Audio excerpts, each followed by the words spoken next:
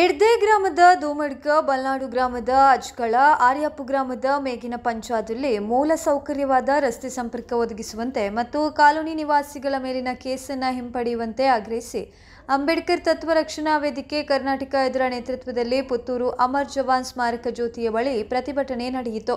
ಪ್ರತಿಭಟನೆಗೆ ಆಗಮಿಸಿದ ಸಹಾಯಕ ಕಮಿಷನರ್ ಸ್ಟೆಲ್ಲಾ ವರ್ಗೀಸ್ ಮತ್ತು ತಾಲೂಕು ಪಂಚಾಯತ್ ಕಾರ್ಯನಿರ್ವಾಹಕ ಅಧಿಕಾರಿ ನವೀನ್ ಭಂಡಾರಿ ಅವರು ಪರಿಶೀಲನೆ ಮಾಡಿ ನ್ಯಾಯ ಒದಗಿಸುವ ಭರವಸೆ ನೀಡಿದ ಬಳಿಕ ಪ್ರತಿಭಟನೆ ಹಿಂಪಡೆಯಲಾಯಿತು.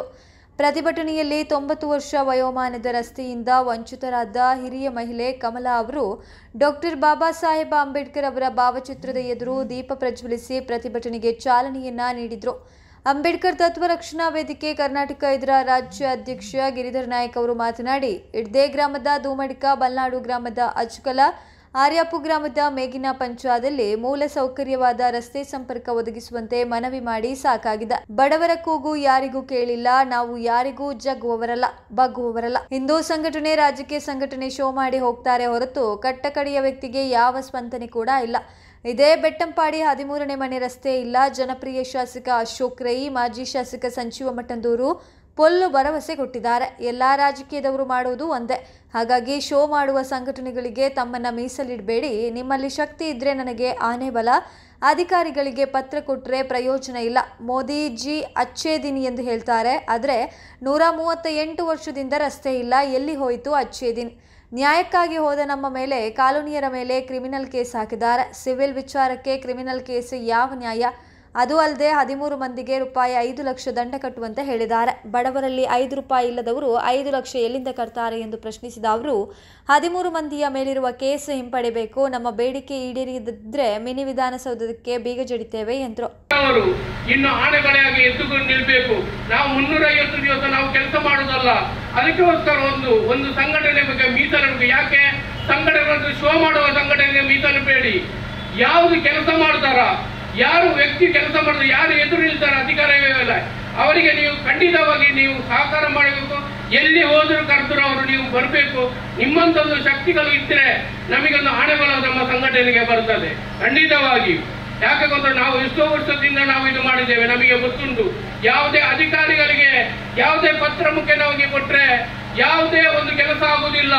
ಅದು ಯಾವಾಗ ಕೊಡೋದು ಅಷ್ಟೇ, ನಾವು ಹೆಸರಿಗೆ ಮಾತ್ರ ಕೊಡೋದು. ನಮಗೆ ಯಾವಾಗ ಒಳ್ಳೆ ದಿವಸ ಕೊಡೋದು, ಮೋದಿಜಿ ಅವರು ಹೇಳ್ತಾರೆ ಅಚ್ಚೇ ದಿನ ಆಗ್ತಾರೆ ಅಂತೇಳಿ.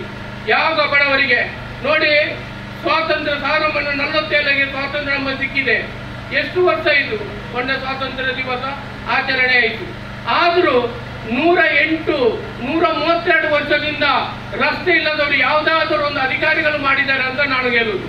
ಯಾಕೆ ಅವರು ತೆರಿಗೆ ಕಟ್ಟುವುದಿಲ್ಲ? 13 ಮನೆಯವರು ಒಂದು ತೆರಿಗೆ ಅಂದ್ರೆ ಒಂದು ಮನೆಯನ್ನು 800-900 ರೂಪಾಯಿ ತೆರಿಗೆ ಸರ್ಕಾರಕ್ಕೆ ಕಟ್ಟಿದ್ದಾರೆ. ಏನು ಕಟ್ಟಿದ್ರೆ ಅವರಿಗೆ ಏನು ದುಡ್ಡಿಲ್ಲ ಅಂತ ಹೇಳಿ ಕಟ್ತಾರ? ಏನು ಅವರು ಪಾಪ ಅದು ಬರದಿದ್ದಾರೆ, ಅದಕ್ಕೆ ಬಡ್ಡಿ ಇಂಟ್ರೆಸ್ಟ್ ಅಂತ ಹೇಳಿ ಪಂಚಾಯತಿನವರು ಹಾಕ್ತಾರೆ. ಯಾವ ಉದ್ದೇಶಕ್ಕಾಗಿ ಹಾಕ್ತಾರೆ? ಯಾರಿಗೆ ಬೇಕಾಗಿ ಈ ಕಷ್ಟವನ್ನು ಇದು ಕೊಡ್ತಾರೆ? ಏನು ಬಡವರ ಕೂಗು ಯಾರಿಗೆ ಗೊತ್ತಾಗುವುದಿಲ್ಲ? ಅದಕ್ಕೆ ನಾವು ಹೇಳುದು, ನಿಮ್ಮಂತ ಜನ ನಾವೊಂದು ಹೇಳ್ತೇನೆ. ಯಾಕೆ ಗೊತ್ತುಂಟ, ನಾವು ಇದಕ್ಕೆ ಈ ಪ್ರತಿಭಟನೆ ಇಲ್ಲಿಗೆ ನಿಲ್ಲುವುದಿಲ್ಲ, ಖಂಡಿತವಾಗಿ ನಿಲ್ಲುವುದಿಲ್ಲ. ನಮಗೆ ಸಹಾಯಕ ಕಮಿಷನರ್ ಮತ್ತು ತಹಸೀಲ್ದಾರ್, ಇಲ್ಲಿ ಪುತ್ತೂರಿನ ತಹಸೀಲ್ದಾರ್ ಹೇಗೆ ಗೊತ್ತುಂಟ, 4 ದಿವಸ ಅವರಿಗೆ ಮಾತ್ರ ಗ್ಯಾರಂಟಿ, ಮತ್ತೆ ಯಾವುದಕ್ಕೂ ವ್ಯಾರಂಟಿ ಇಲ್ಲ ಯಾವುದೇ. ಯಾಕೆ ಗೊತ್ತುಂಟ, ಒಂದು 10 ದಿವಸದಲ್ಲಿ ಬರ್ತಾರೆ, ಮತ್ತೆ ಅವರು ಲಂಚ ತಗೊಳ್ತಾರೆ. ಆದ್ರೂ ಇಲ್ಲಿ ಮಾಲಿಂಗೇಶ್ವರನಿಗೆ ಹೆದರಿ ನೋಡ್ಬೇಕು. ಏನು ಸ್ವಾಮಿ ಲಂಚ ಅಂದ್ರೆ ಏನು?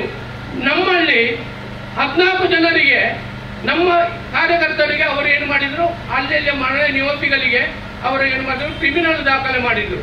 ಸಿವಿಲ್ ಮ್ಯಾಟ್ರ್ ಹೇಗೆ ಆದರೂ ನ್ಯಾಯಾಧೀಶರ ಕೋರ್ಟ್ ಅಲ್ಲಿ ಉಂಟು. ದಂಡಾಧಿಕಾರಿ ಅಂತ ಹೇಳಿ ತಹಸೀಲ್ದಾರ್ ಇದ್ದಾರೆ, ಅದರಲ್ಲಿ ನಮ್ಮ ಮೇಲೆ ಎಫ್ಐಆರ್ ಹಾಕಿದ್ದಾರೆ. ಸಿವಿಲ್ ಕೋರ್ಟ್ ವ್ಯಾಜ್ಯ, ಕ್ರಿಮಿನಲ್ ಹಾಕ್ತಾರೆ. ಯಾವುದು ನೋಡಿ, ಇದಕ್ಕೆ ಸರಿಯಾಗಿ ನನ್ನ ದಾಖಲೆ ಎಲ್ಲ ಇದೆ. ಯಾಕೆ ಗೊತ್ತುಂಟು ನೋಡಿ, ಬಡವರು 13 ಜನ ಬಡವರು ಅವರಿಗೆ ಏನು ಮಾಡಿದ್ದಾರೆ ಗೊತ್ತುಂಟ, 5 ಲಕ್ಷ ರೂಪಾಯಿ ದಂಡ. 5 ಲಕ್ಷ ರೂಪಾಯಿ ದಂಡ ಕಟ್ಟುವರು ಯಾರು ಸ್ವಾಮಿ? ದಿನದವರ ಅವರ ಖರ್ಚು ನೋಡ್ಲಿಕ್ಕೆ ಈಗ ಹೇಗ ಗೊತ್ತುಂಟ, ಕಲ್ಲು ಹೊಯ್ಗೆ ಅಂತೇಳಿ ಅದು ಖರ್ಚು ಮಾಡ್ಲಿಕ್ಕೆ ಅವರಿಗೆ ಪಾಪ, ಅವರಿಗೆ ದುಡಿಲಿಕ್ಕೆ ಎಲ್ಲಿಯೂ ಕೆಲಸ ಇಲ್ಲ, ಎಲ್ಲೆಲ್ಲೂ ಕೇರಳಕ್ಕೆ ಹೋಗುತ್ತಾರೆ. ನೋಡಿ, ಈ ಶೋಚನೀಯ ವಿಷಯ ಅಂತ ಹೇಳಿದ್ರೆ ಸರ್ಕಾರಿ ನೌಕರರ ಅವರದೊಂದು ಜಾಮೀನಂತೆ. ಯಾರು ಸರ್ಕಾರಿ ಜಾಮೀನು ಈ ಬಡವರಿಗೆ ಬೇಕೆ ಕೊಡ್ತಾರೆ? ಇವರ ತಂದೆಯಿಂದ ಇವರು ಹುಟ್ಟಿ ಹೋದವರು, ಇವರ 92 ವರ್ಷ ಆಯ್ತು ಈ ಪ್ರಾಯದವರಿಗೆ. ಅವರ ತಂದೆ ಅಲ್ಲಿ ನೆಲೆಸಿದವರು. ಆದರೆ ಎಷ್ಟು ವರ್ಷದಿಂದ ಈ ಸರ್ಕಾರ ಸತ್ತು ಹೋಗಿದೆ ನೋಡಿ. ಯಾಕೆ ಅಧಿಕಾರಿಗಳೆಲ್ಲ ಕಣ್ಣು ಕಾಣುವುದಿಲ್ಲ? ಸುಮ್ಮನೆದಿಲ್ಲದ್ರೆ ಕಂದಾಯ ಸಚಿವರು ಬಂದು ಮಂಗಳೂರಲ್ಲಿ ಶೋಭಾದೀಪ ಮಾಡುವುದಲ್ಲ. ಇಲ್ಲಿ ಬಡವರ ಕೂಗು ಎಲ್ಲಿ ಅಂತೇಳಿ ನೋಡಬೇಕು. ಯಾರಾದ್ರೂ ಒಂದು MLA ಆಗಲಿ, ಯಾವುದೇ ಒಂದು ಸಚಿವರಾಗಲಿ ಸುಮ್ಮನೆದಿದ್ರೆ ನಮ್ಮ ದುಡ್ಡಿಂದ, ನಾವು ಬೆವರು ದುಡ್ಡಿಂದ ಅವರಿಗೆ ಸಂಬಳ ಹೋಗ್ತದೆ. ಇವರು ಎಷ್ಟು ಬೇಕಾದ್ರೂ ಕೋಟಿಗಟ್ಟಲೆ ನುಂಗ್ಬೋದು. ನಾವು ಬಡವರು ಮಾತ್ರ ಕಷ್ಟವನ್ನು ಕೇಳುವವರು ಯಾರಿದ್ದಾರೆ ಸ್ವಾಮಿ? ಪುತ್ತೂರಿಗೆ ಯಾವುದೇ ಒಂದು ಅಧಿಕಾರಿದವರು ಬಂದಿದ್ದು ನೋಡಿ, ಯಾರಾದ್ರೂ ಇದ್ದಾರ? ಎಷ್ಟು ತಾಲೂಕು ಆಫೀಸಲ್ಲಿ ಎಷ್ಟು ಅವ್ಯವಹಾರ ಆಗ್ತದೆ ಅಂತ ಯಾರಿಗಾದ್ರೂ ಗೊತ್ತುಂಟಾ? ಒಂದು ಬಡವರು ಹೋದ್ರೆ ಹೇಳ್ತಾರೆ, ಇವತ್ತು ಸರವರು ಇಲ್ಲ, ಇವತ್ತು ನೆಟ್ ಇಲ್ಲ, ಇವ ಅಳೆದಾಡುತ್ತಾ ಬೇಕು. ಏನಂತೇಳಿ ಅದೇ ಒಂದು ನಾನು ಹೇಳಿದ್ದೇನೆ. ಗಿರ್ದೆ ಮಾತ್ರ ಅಲ್ಲ, ಬಲ್ನಾಡು ಗ್ರಾಮದಲ್ಲಿ ಕೊಂಗ್ಯಾ ಜಕ್ಕಳದಲ್ಲಿ ಒಬ್ಬ ಬಡವರದು ಅವ್ರದ್ದು ಮನೆ ಬಿದ್ದು ಹೋಗಿದೆ ಮಳೆಗಾಲದಲ್ಲಿ. ಅಲ್ಲಿ ದೊಡ್ಡ ತೋಡುಂಟು, ಅದಕ್ಕೊಂದು ಸಂಕ ಹಾಕಲಿಕ್ಕಿಲ್ಲ. ಪಂಚಾಯತಿಯವರು ವರ್ಷ ರಿಪೇರಿ ಅಂತೇಳಿ ಖರ್ಚನ್ನು ತೋರಿಸ್ತಾರೆ.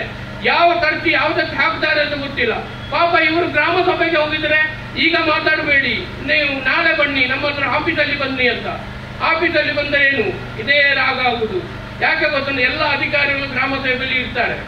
ಯಾವುದೇ ಒಂದು ಶೋಚನೀಯ ವಿಷಯ ಕೆಲಸ, ಬಡವರ ಬಗ್ಗೆ ಕಾಳಜಿ ಇರುವ ಒಂದೇ ಒಂದು ಅಧಿಕಾರಿಗಳಿದ್ರೆ ನನ್ನ ಹತ್ರ ಒಂದು ಹೇಳಿ. ನಿಮಗೆ ನನ್ನ ಎಷ್ಟೊಂದು ಡಬ್ಬಲ್ ಈ ಅಜ್ಜಿಗೆ ಗೊತ್ತಿಲ್ಲ, ಅವರ ಕಷ್ಟ, ಅವರ ಕೂಗೇನಂತ ಗೊತ್ತವೇಳು. ಮೊನ್ನೆ ಈ ಒಂದು ಅಜ್ಜಿದು ಮನೆ ಬಿದ್ದು ಹೋಗಿದೆ, ದೊಡ್ಡ ಮರ ಬಿದ್ದಿದೆ. ಇವರಿಗೆ ಮಕ್ಕಳಿಲ್ಲ, ಗಂಡ ಇಲ್ಲ, ಒಬ್ಬರೇ ವಾಸ ಮಾಡಿದ್ದು.